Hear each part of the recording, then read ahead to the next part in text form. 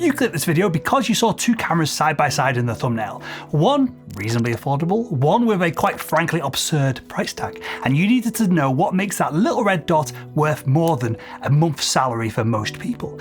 And I get it. I used to think that Leica cameras were overpriced toys for posh too. But then I started to actually dig into the details, and it turns out that there are 6 solid reasons why Leica cameras cost what they do. And no, it's not just about the vibe of them, and yes, you might need your tinfoil hat for one of these points. But from the rangefinder mechanism that revolutionized photography to the tactile experience of using Leicas, these cameras do things differently, and that's what we're going to unpack. Now, you could skip this video and keep assuming that all of this is just hype, but honestly, that would be a mistake. Leica rangefinders are way more interesting than I was originally willing to admit. So let's start with the thing that confuses most people first, that weird little focusing mechanism that Leica refuses to let go of. So if you've never used a Leica before, the first thing that is going to throw you off isn't the price, it's the rangefinder mechanism. Unlike a DSLR or mirrorless camera that shows you exactly what your sensor sees because you're going to view the image through the camera's lens, a rangefinder has a separate optical system that works very differently. On a Leica, when you look down the viewfinder, you're not actually looking through the lens, you're looking through a window that is next to it. Now, if this was just a straight hole through the camera body, you'd have 2 main issues. One, you'd have no idea if your image was in focus because adjusting the focus would have 0 impact on the image that you're looking at through your separate viewfinder. And number 2, you wouldn't be able to frame up your shots as the window you're looking through isn't showing the same image as the lens is seeing, and so you suffer from what's called the parallax effect. But lucky for us, Leicas don't use a simple window, they use what's called a rangefinder mechanism. And it works like this. A rangefinder has a separate window on the other side of the camera opposite the viewfinder. The light coming through this separate window hits a mirror, travels across the camera, hits a beam splitter, and then is projected onto the viewfinder that we're looking through.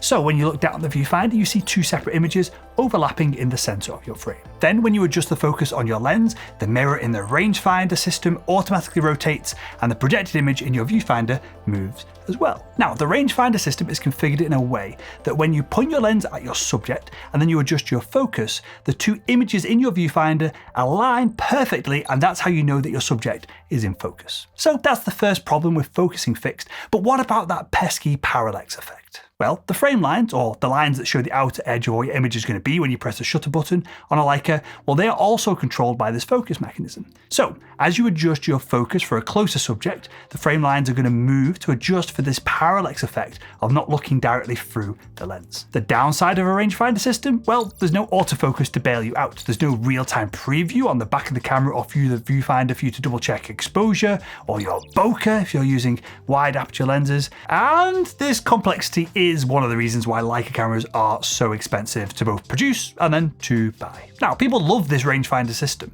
It rewards practice, it punishes laziness, and in a weird way, it rewards people who take the time to get the shot and get it perfect. Your shots tend to feel more earned than if you just have a magical autofocus system and you just fire away at your subject. And don't think for one second that Leica just slapped a fancy rangefinder system on top of a basic camera body. The body itself is one of the reasons why this price tag is so expensive. The construction of the Leica camera body is where things get a little bit less digital and a lot more human. Now, most modern cameras are pumped out of factories in China or Japan in the tens of thousands.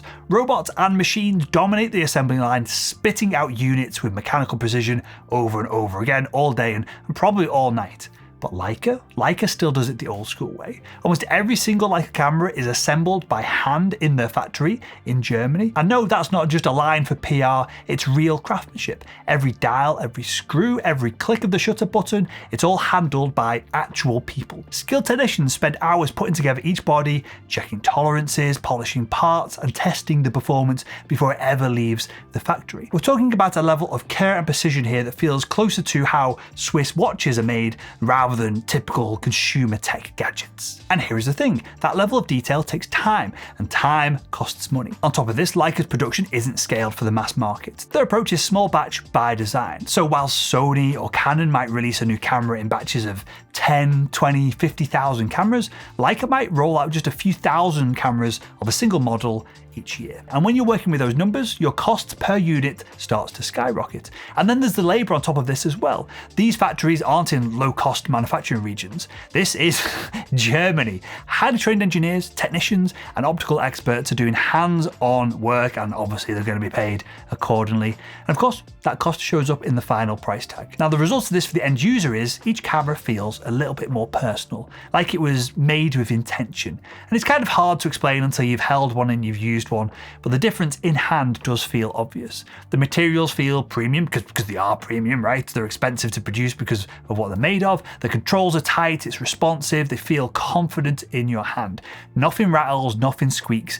It just works, and it works beautifully. But here's the catch. All of this rugged, luxury grade build quality wouldn't mean much if the photos that came from the camera were a bit like, nah, weren't very good at all. Luckily for Leica cameras take pretty damn stunning images. So let's talk about why Leica images tend to hit differently and how the secret sauce isn't more and more and more megapixels. Instead, it's a thing called the Leica look. Now, you've probably heard photographers talk about the Leica look, like it's some mythical unicorn.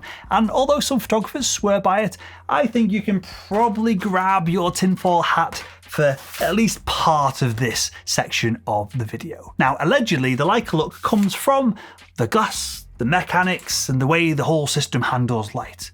And the most obvious ingredient to all of this is that Leica lenses have insane levels of what's called micro contrast. Now, what is this magical micro contrast you've seen photography nerds argue over in the comments of gear review videos? I hear you cry. Well, micro contrast is the ability for a lens to register a full variety of tonal variations between slightly lighter and slightly darker areas of similar colors. That means that they capture all of the tiny tonal differences in the shadows, the midtones, and the highlights. So instead of just black and white, in simple terms, you're going to see all the subtle grays in between. And this can legitimately give an image more of a 3D pop. So why do Leica lenses allegedly have better micro contrast? Well, the theory goes that lenses with less optical elements have less internal reflections, and less reflections mean less contrast is lost. And one of the reasons why Leica lenses are capable of having less lens elements in the lens itself is because of the rangefinder system that I mentioned earlier on. Now, rangefinder camera bodies have a small, what's called flange distance,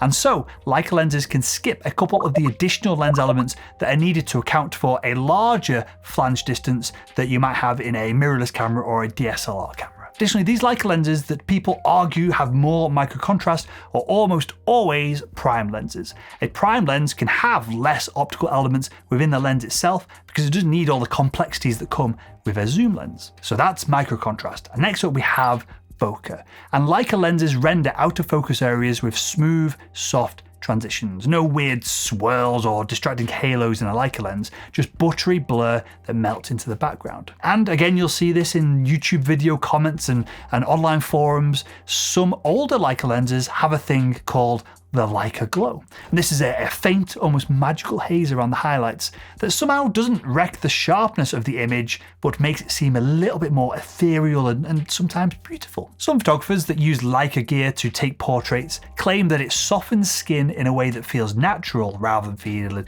a bit artificial and airbrushed. And the irony here is that the Leica glow does exist, but it's caused by residual spherical aberrations. And the reason people tend to love this Leica glow but consider spherical aberrations in other lenses as the lens just being trash, just of being poor quality, is because of the high micro contrast in association on top of this glow effect. So yeah, technically the Leica look is a real thing.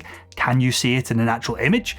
I don't know, I wouldn't bet my house on that. But because these lenses are all handmade and all these formulas are quite complicated to put them together, they are very expensive. But some might consider them not overpriced. You're paying for optical excellence, hand-built quality, and this Leica look that, well, some people are really into. Now, there is more to this story than just optical quality. I mean, why do some people describe Leica as luxury wrapped in nostalgia? Well, that's where Leica's heritage and prestige come in, and that's a massive part of this story. So you know how some people dream of owning a Rolex or a vintage Porsche? Well, for photographers, that dream often has a little red dot on it. And that's because Leica isn't just a camera company, it is a legacy. And a big part of what you're paying for when you buy into the Leica system is that legacy. So let's rewind for a second, because Leica helped invent modern photography as we know it. Oscar Barnack, the guy behind the first Leica prototype, basically pioneered the idea of a 35mm compact camera in the 1910s. And that one move changed how the world captured moments in time forever, especially in war zones, street scenes, and then in everyday life as well. And from the 1920s to the digital age, some of the genuinely the most iconic images in history were taken with a Leica camera in hand. Think Henry Carter Bresson, the godfather of street photography. Think photojournalists covering World War II, Vietnam, the fall of the Berlin Wall. Leica cameras weren't just there, it was the camera that these journalists wanted to use to capture these iconic scenes. And when a tool is used to document history itself, it starts to carry more than just the technical value of the camera itself. It starts to mean more than just the sum of its parts. And even today, that reputation still matters.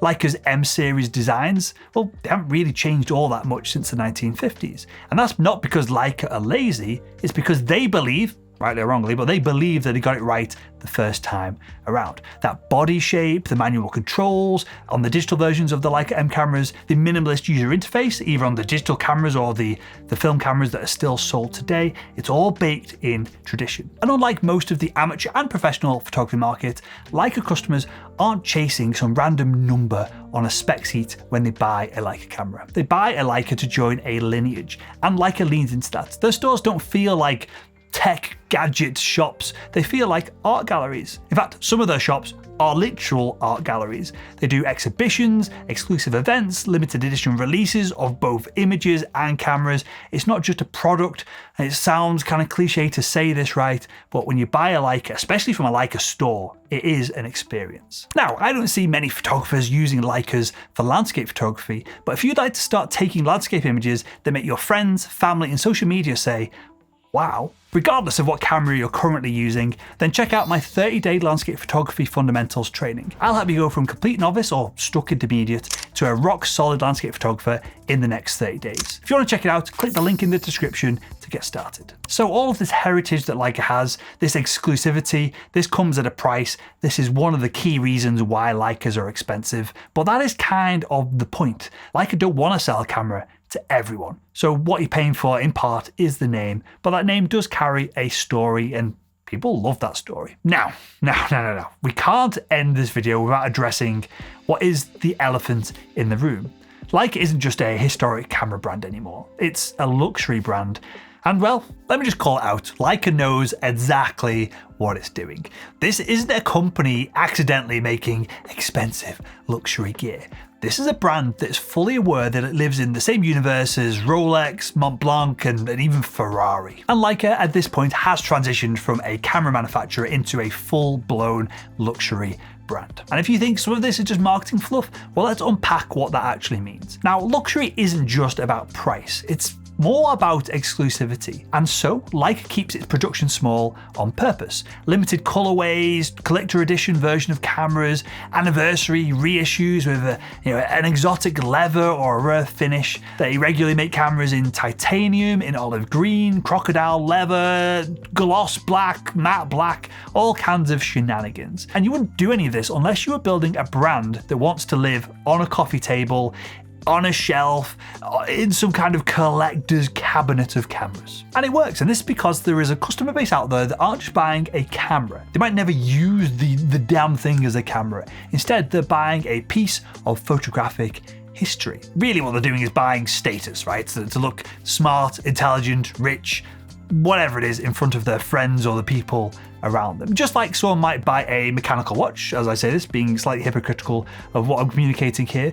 You might buy a mechanical watch not to tell the time, but to own some craftsmanship, or to, again, just have an expensive watch to show off to the plebeians that are all around you. People buy Leicas for the same reason. Now, people that buy cameras and actually use them might say that a Leica forces you to shoot slower, more intentionally, more meaningfully. And that's part of the pitch. Using a Leica is supposed to feel different, more deliberate, more human. And even their retail spaces are designed to reinforce this. If you walk into a Leica store, it feels more like a high-end boutique than a camera shop. You're gonna see quiet lighting, minimal displays, framed prints on the wall. They are selling you that photography is, quite rightly, an art form, and that you're an artist. You're an artisan if you use a Leica camera. And here is the catch. You can still use a Leica like a tool. They still take great images. Plenty of working pros do just that. It's just that Leica's now built a brand that's so strong that people who barely take any photos want in, and that demand keeps prices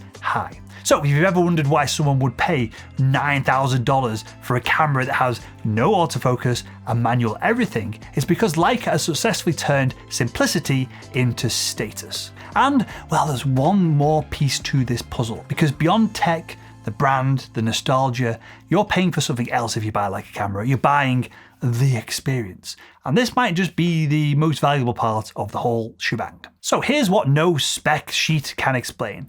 Using a Leica changes how you take photos. It does slow you down, but in the best way. It forces you to think about your image because there's no autofocus. Because you're looking through an optical viewfinder, you've got to commit to your framing, you've got to commit to your shot. Every photo becomes a lot more deliberate. And in a world obsessed with speed, that kind of slowness can feel oddly luxurious for some people. It's like cooking with a fire instead of a microwave. You're going to feel a little bit more involved. It's not just about capturing a photo, it's about how you felt when you took it. And for many people, that alone makes the price worth paying. Or, well, that's what Leica themselves and Leica owners would like you to believe. For me, give me a camera body with autofocus, we'll just get on with the damn thing, take the image and print it out and show people. None of this faffing around, please. So, we covered the build, we covered the glass, we covered the legacy, we covered the luxury, and that's why Leica cameras are expensive. And if you'd like to continue this photography journey, why not click the video that's on the screen right now.